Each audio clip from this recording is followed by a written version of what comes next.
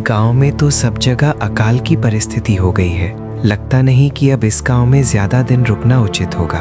काम के लिए बाहर गांव तो जाना ही पड़ेगा। गोपाल काम की तलाश में दूसरे गांव की ओर निकल पड़ता है। चलते चलते वो विजयपुर गांव में आ जाता है। वहां उसका रहने का कोई ठिकाना नहीं था और उसके पास कोई काम भी नहीं था। चलते चलते वो एक अमीर किसान धनी सेठ के पास आ पहुंचता है।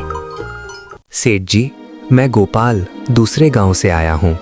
हमारे गांव में अकाल की परिस्थिति हो गई है। लोगों के खेत सूखे पड़े हैं। गांव में बूंद बूंद पानी के लिए लोग तरस रहे हैं। अगर मुझे आपके पास कुछ काम मिल जाएगा तो बहुत कृपा होगी बड़े भाई। रे लगता है तुम्हारी हालत बहुत खस्ता हो गई है। ठीक है, वैसे मेरे पास एक काम तो है, पर लगता नहीं कि तुम वो कर पाओगे। सेठ जी, आप चिंता ना करें, मुझे आप कोई भी काम दे सकते हैं। मैं वो काम पूरी मेहनत और ईमानदारी से करूंगा। अच्छा ठीक है गोपाल, तो कान खोलकर सुन लो। मेरे पास 40 गाय और 40 भैंस हैं। तुम्हें हर रोज उन जानवरों का गोबर निकालना होगा और रोज सुबह शाम उन्हें चारा पानी देना होगा। महीने के आखिर में तुम्हें इस काम के लिए 300 रुपए मिलेंगे और हाँ, 2 वक्त का खाना भी हमारी तरफ से मुफ्त दिया जाएगा। बोलो, क्या तुम ये काम कर पाओगे? अरे बाप रे, 40 गाय और भैंसों को संभालना आसान काम नहीं है। पर अब मैं कुछ कर भी तो नहीं सकता, और ऊपर से सेठ जी 2 वक्त का खाना भी दे रहे हैं। ठीक है सेठ जी, मैं ये काम कर लूंगा, पर एक विनती है। हाँ बोलो गोपाल। अगर आपको समस्या ना हो तो क्या मैं आपके गायों के साथ गौशाला में रह सकता हूँ? सेठ जी, मैं इस गांव में नया हूँ। मेरा रहने का कोई ठिकाना नहीं है। धनी सेठ थोड़ी देर तक सोचता है और गोपाल को ऊपर से नीचे तक देखने के बाद उससे कहता है, ठीक है गोपाल, तुम गौशाला में रह सकते हो। जी धन्यवाद सेठ जी। तब से गोपाल गौशाला में रहकर अपना काम करने लगता है। वो रोज जल्दी उठकर गाय और भैंसों का गोबर निकालता, उन्हें चारा डालता और समय पर पानी भी पिलाता था। हर रोज गोपाल अपना काम ईमानदारी और पूरी मेहनत से करता था। धनी सेठ को भी गोपाल का काम बहुत पसंद आने लगा, क्योंकि वो अपना काम सफाई से करता है। एक दिन धनी सेठ गोपाल को बुलाकर उससे बोलता है, गोपाल, मुझे तुम्हारा काम बहुत पसंद आया है। तुम गाय और भैंसों का अच्छा ख्याल रख रहे हो, इसलिए दूध की गुणवत्ता भी बढ़ गई है और गाय पहले से ज्यादा दूध भी दे रही हैं। इसलिए मैं आज से तुम्हारी तनख्वाह बढ़ाकर पूरे 600 रुपए कर रहा हूँ। आपका बहुत बहुत धन्यवाद सेठ जी। कुछ दिन ऐसे ही बीतने लगते हैं। गोपाल धनी सेठ के पास बहुत मेहनत और ईमानदारी से काम करता है। धीरे धीरे गोपाल के पास अच्छा खासा रुपया जमा हो जाता है, जिससे वो अपने लिए छोटा सा रहने लायक एक कुटिया बनवा लेता है। उस गौशाला में सोकर तो नाक से गोबर की गंध अभी भी नहीं जा रही। अब आखिरकार मुझे अपने घर में चैन से सोने को तो मिलेगा। तब से गोपाल धनी सेठ के पास गौशाला में काम करने आता और 2 वक्त का खाना खाकर अपने घर सोने के लिए चला जाता था। कई साल ऐसे ही बीत जाते हैं। गोपाल की मेहनत के कारण उसके पास अच्छा खासा रुपया जमा हो जाता है। एक दिन गोपाल धनी सेठ से बोलता है, सेठ जी, आजकल गांव में चोरी की समस्या बहुत बढ़ गई है और मेरे पास कुछ रुपए भी जमा है जो मैंने अपने घर में रखे हुए हैं, पर मुझे उन पैसों की चोरी की चिंता हो रही है। आपको तो पता है कि मैं दिन भर आपके पास ही काम करता हूँ और सिर्फ रात में ही घर सोने जाता हूँ, इसलिए मुझे रोज उन पैसों की चोरी की चिंता सताती है। हाँ गोपाल, तुम बात तो बिल्कुल सही कह रहे हो। आए दिन गांव में नए नए चोरी के किस्से सामने आ रहे हैं और दिन भर तो तुम्हारा घर खाली ही रहता है, तो चोरी होने की संभावना तो जरूर है। धनी सेठ थोड़ी देर सोचता है और फिर गोपाल से कहता है, देखो गोपाल, ऐसे समय में तो गांव में एक ही जगह है जहां पर तुम्हारा धन सुरक्षित रह सकता है, और वो है जमींदार का घर। क्या जमींदार का घर? हाँ गोपाल, इस गांव के जमींदार बहुत ईमानदार और दयालु हैं। ऐसा मैंने कुछ लोगों से सुना है, और उनके घर पर बहुत सारे पहरेदार भी हैं, तो चोरी होने की संभावना बहुत कम है। तुम अपने पैसे उनके पास रख सकते हो। अच्छा, ऐसा है क्या सेठ जी? ठीक है, फिर आज ही मैं जमींदार जी से मिलकर बात करता हूँ और उन्हें अपनी समस्या बताता हूँ। उस दिन गोपाल जमींदार जी के घर उनसे बात करने जाता है। अरे भैया रुको, कहाँ अंदर आए जा रहे हो? वहीं रुक जाओ। जी, मुझे जमींदार जी से मिलना है।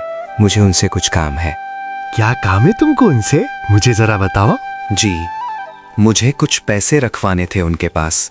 यही काम के लिए आया था मैं। अच्छा ठीक है, तुम अंदर जा सकते हो। नमस्ते जमींदार जी, मैं गोपाल धनी सेठ के यहाँ काम करता हूँ। कुछ साल पहले ही मैं दूसरे गांव से यहाँ आया हूँ। अच्छा गोपाल, बोलो तुम्हारा क्या काम है मेरे पास? जमींदार जी, मैं सालों से धनी सेठ के पास काम कर रहा हूँ और मैंने कुछ रुपए भी जमा कर लिए हैं। पर बात यह है कि गांव में चोरी की समस्या बहुत बढ़ गई है, तो मुझे अपने रुपए घर में रखने से डर लग रहा है। अच्छा, कितने रुपए जमा किए हैं तुमने? जमींदार जी, यही कोई 6 से 7 हजार होंगे मेरे पास। मैंने आपकी ईमानदारी के बारे में लोगों से बहुत सुना है, इसीलिए मैं अपनी रकम आपके पास कुछ वक्त के लिए रखने आया हूँ।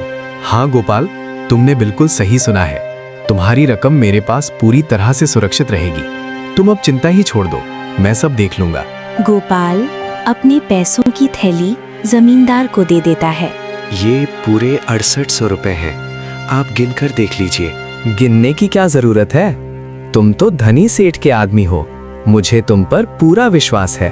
जमींदार जी, आपका बहुत बहुत धन्यवाद। अब मुझे चोरों का कोई डर नहीं है, क्योंकि मेरे पैसे सुरक्षित हाथों में हैं। अरे गोपाल, कोई बात नहीं। धन्यवाद तो मुझे बोलना चाहिए जो तुम मेरे पास आए अपने रुपए रखने के लिए। गोपाल अपने पैसे जमींदार को देकर अपने घर चला जाता है।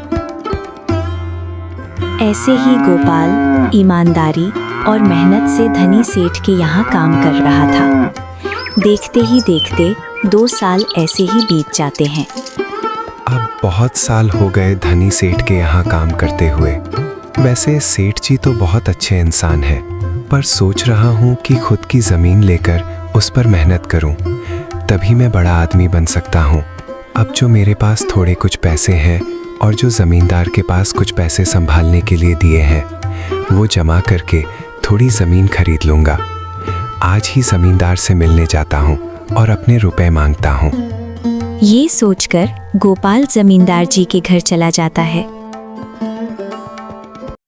जमींदार जी, मैं अपने रुपए वापस लेने आया हूँ। आपके पास मैंने 6800 रुपए दिए थे संभालने के लिए।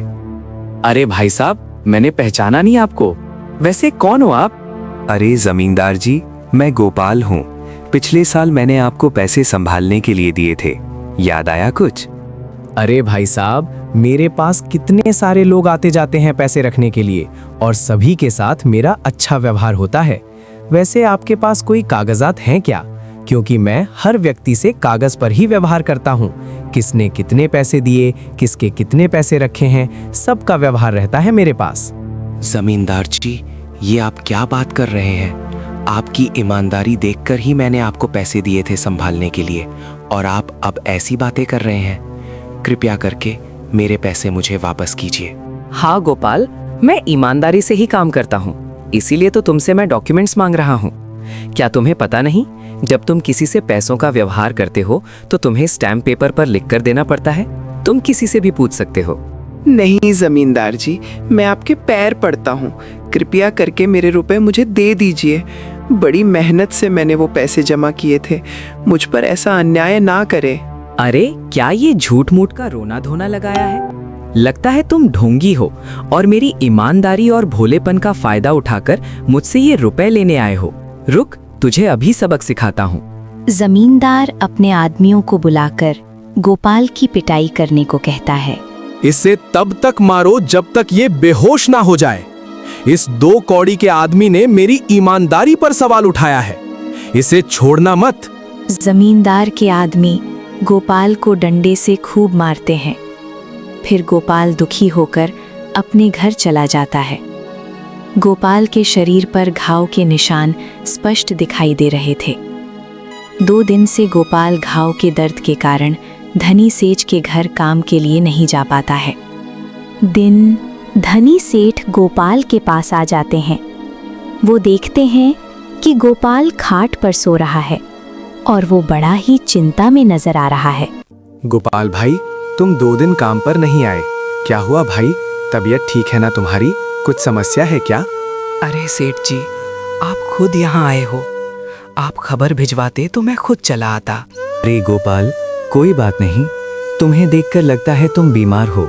क्या हुआ है तुम्हें? धनी सेठ, क्या बताऊं, जिस जमींदार के पास पिछले साल मैंने अपने पैसे संभालने को दिए थे, वो आज मुझे पैसे वापस नहीं करना चाहता। वो बहुत लालची इंसान है। वो लोगों को ठग रहा है। और जब मैंने बाद में गिड़गिड़ाना शुरू किया तो उसने डंडे से मार मार कर मेरी पिटाई करवा दी और मुझे वहां से धक्के मार कर निकाल दिया। अरे बाप रे, ये तो बड़ा ही गंभीर विषय है। मैंने तो जमींदार के बारे में अच्छा ही सुना था, पर मुझे भी नहीं पता था कि वो इंसान इतना गिरा हुआ है। तभी मैं सोचूं हर साल उसकी संपत्ति इतनी ज्यादा कैसे बढ़ रही है। मुझे माफ कर दो गोपाल, मैंने ही तुम्हें जमींदार के पास जाने को बोला था। गलती तो मेरी भी है। नहीं धनी सेठ, आप तो मेरा अच्छा ही सोच रहे थे। ये तो उस जमींदार का लालच है।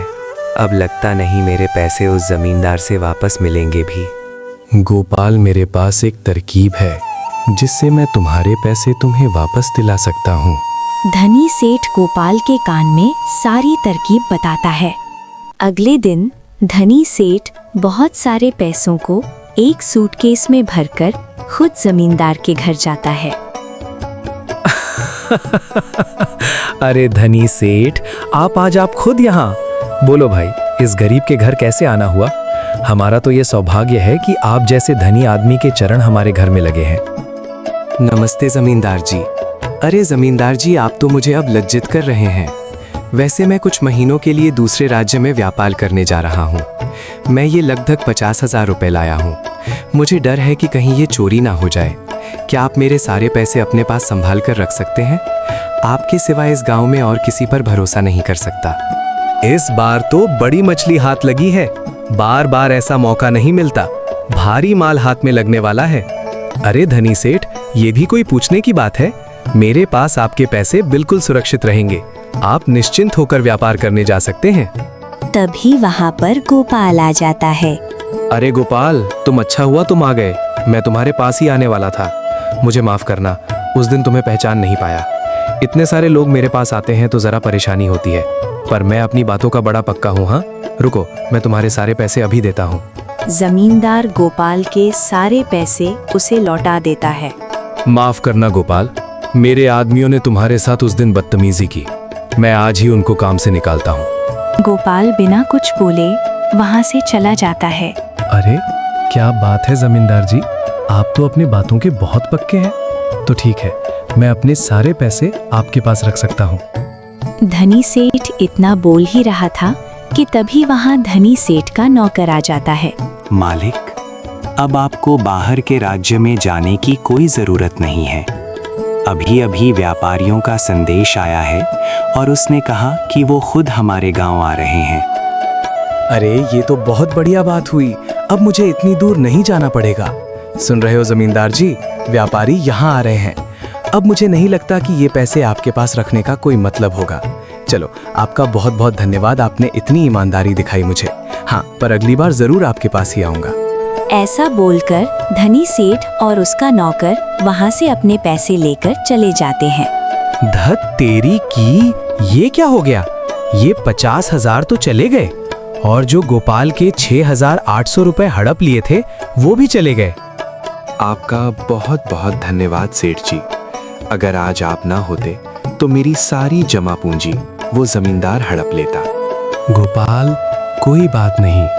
जो व्यक्ति मेहनत और ईमानदारी से कमाता है, ऊपर वाले उसका कभी बुरा नहीं होने देते, और जो हराम की कमाई का खाता है उसका कभी अच्छा नहीं होने देते।